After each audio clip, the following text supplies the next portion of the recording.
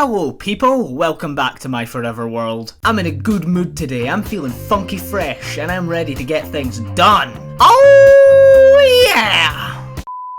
Was that overkill for the intro? I think that might have been overkill for the intro. Okay, rootin' tootin' cowboy shootin' personality aside, I've actually got a few things I want to do today, so let's go through them. I really missed not having a quest board last episode, so I set one up for this time, and boy do we have some good quests to get through. We need to get a mine fast book, I'm sure you can figure out what that is. We need to expand our tiny abode, and finally we're gonna traverse dimensions. Alright, without further ado, I say we get on with it. Let's not waste any time, let's get first into our straight... Whoa, what is this? Oh, by the way, make the game look pretty. Who left that? Oh, actually, that reminds me, there was something I was meaning to do. Give me 1 second. I've got a surprise for you. Boom! Shaders time! I've wanted to use shaders for years, but my PC's never been powerful enough, but now that it is, we can finally make this game look beautiful. Man, I don't know what came over me this recording, but I am feeling so full of energy. I don't think I've been this passionate about Minecraft since I was like 12. Also, let's not forget to address the elephant in the room. This world looks absolutely stunning with shaders. Oh my god, look at the water, that's amazing! I don't know how the hell my PC is handling this, but I'm not complaining because look at that is stunning, that's so pretty. This is the type of beauty that makes running errands a worthwhile endeavour. I actually enjoy farming with looking at that sunset in the background. Look at that! I've never been so thrilled by farming wheat. Okay, I lied to you a little bit. It wasn't just a chore for no reason. I was actually getting wheat so I could breed these cows and kill them for leather. You know, if you want an efficiency book, first thing you're gonna need is a book. Wow, I didn't think it was possible, but this world looks even better at nighttime. With the dynamic lighting that comes in these shaders, this is just a sight to behold. Oh my lordy lord, look at that reflection. I could look at this for hours without ever getting bored. I can't believe this is Minecraft. This feels like a AAA release. Alright, well, efficiency books aren't just going to spawn out of thin air. If we want one, we're going to need to take a trip to our villagers. Give me a minute, I need a quick break to become an axe murderer. These iron golems will fear me by the time I'm done with them. I don't even need iron, I'm just killing this poor sod for entertainment. Well, that didn't take long at all. What luck is that? Efficiency 5. I didn't even know you could get max level books from villagers anymore. I thought they removed that. That's definitely getting bought, especially for that price.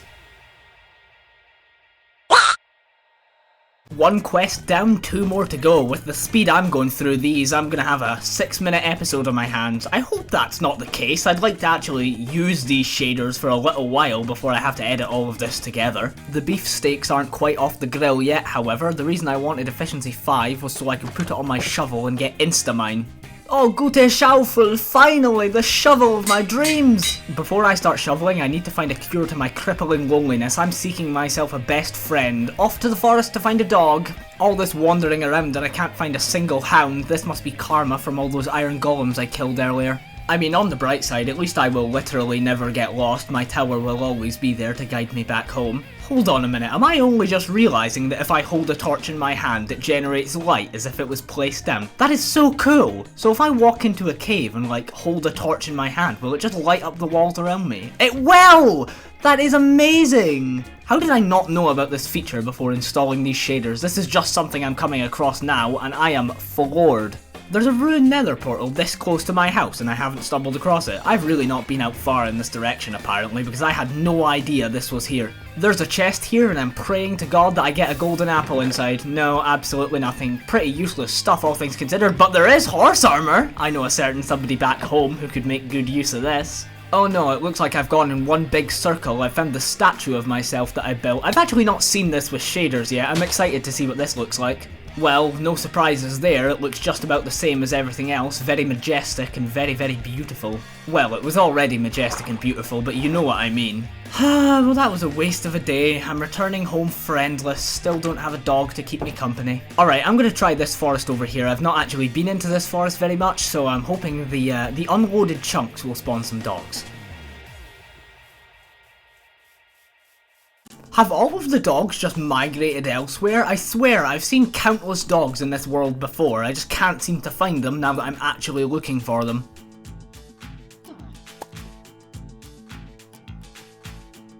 Huh, okay then. I have no idea what was up with that armadillo, he was just a cool guy going about his business. Oh wow, look, a jungle and a shipwreck! Those are two things I haven't found yet either. Hey, some emeralds aren't gonna go amiss, I could use this to buy some more enchanted books. Let's have a wee gander at what's down here. Oh, we got a buried treasure map, nice. I'm always looking for these. I don't think I'm gonna get it right now though, I'm still on the hunt for dogs, I don't want to get too distracted.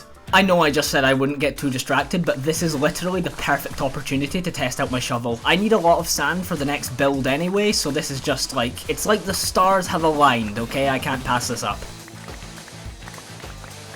There has to be a more efficient way to get sandstone than just mining 4 blocks of sand and then turning them into 1 sandstone. Right now, every 4 blocks I mine of sand is only 1 sandstone. Granted, we do have a very fast shovel, but still, I'd like this to be a little bit more efficient. Alright, I've got enough sand, it's back on the hunt for a dog. Why can't I find a dog? Sorry, voice crack. At last, we found dogs! Come hither, Pooch. From this day forward, you shall be my friend. God, you're a greedy little thing, aren't you? Oh my gosh. Whatever, I don't care how many bones he eats, I've now got a friend and that's all that matters. It took so long to find the blithering dog that I've had time to think of a name for him. I'm gonna call him Dio. Dio the dog. And before you ask, he is named after the rock star Dio, not the anime character Dio. Welcome to your new home, Dio. Everything you see is yours. Oh, I totally forgot, but I got gold horse armor while I was out on my adventure, and I want to put it on this horse. Yeah, by the way, this horse is going to be named by you guys, the community. I've already got a bunch of name suggestions, so we're going to get into that a little bit later on. Alright, back to the important task at hand, we've got to upgrade our house. It's been really bothering me for the longest time that my house, you know, where I live, is smaller than literally everything else in the village. I can't stand for it, it needs to change. This house needs an expansion, and I'm gonna give it one.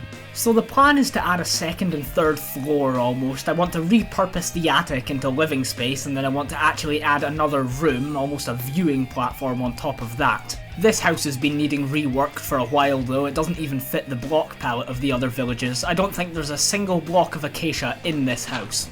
I don't think this house is ever going to be finished though. I think the longer I play and the more my building style evolves, the more things I'm going to find that I can add to this. The roof of this house is absolutely hideous, by the way. The longer I look at it, the more I realise how out of place it is. I'm very tempted to change it to acacia like all the others. Tell you what, we can cross that bridge when we get to it. We can focus on rebuilding the roof after we finish the second floor.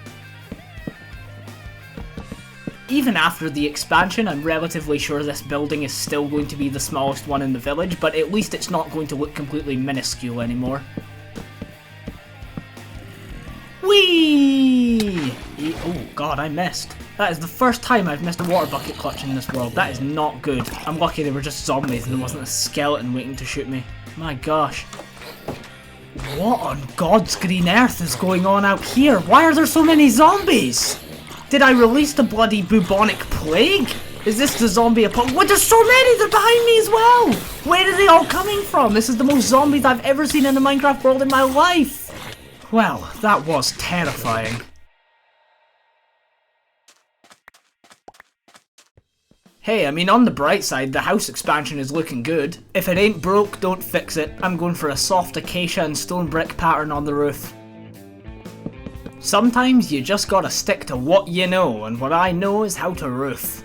We're going for a nice pointy design on this roof, hopefully it looks alright. I don't want any of the roofs in the village looking too similar to one another. Hey, would you look at that? It's like nothing ever changed. This is a really nice addition. The only thing is though, that second layer looks so jarring compared to the first one, especially with the change in roof designs. I know I said it was only a possibility, but it's almost a definite now. I am changing that lower roof. When in doubt, trust acacia and stone brick. It's one of the nicest colour combinations I've ever discovered in Minecraft. I can't believe just a month prior I thought acacia was the ugliest wood in Minecraft. This thing is beautiful. Such a warm colour. So good on a beach house. Alright, let's step back and have a look at this thing. Yeah, that's much better already. I mean, it actually blends in with the rest of the buildings now. Look at that Enderman, by the way. Its eyes glow in these shaders. That is... oh, okay, well, goodbye. Alright, man, seriously, it's gone beyond the joke now. What the hell is up with these zombies? There are actually so many of them. It's like a horde. They just keep coming. Every time I think I'm done, another one just comes out from behind the corner. Look! I don't know, man, my world must be haunted. I slept through the night and they are still here. Granted, it's raining, but they should have despawned at least. Look, that one has a sword! If you ignore the fact that zombies are currently cursing my bloodline, at least the house looks nice. Oh well, the undead can't get me inside and it's time to do the interior, so if I can't solve my problem, the least I can do is run away from it. Before I can start using this attic space, I've actually got to smooth it out first, make it look all pretty up here. The way up to the 3rd floor isn't going to be anything fancy, just another little ladder. It's actually really cozy up here, especially with shaders on.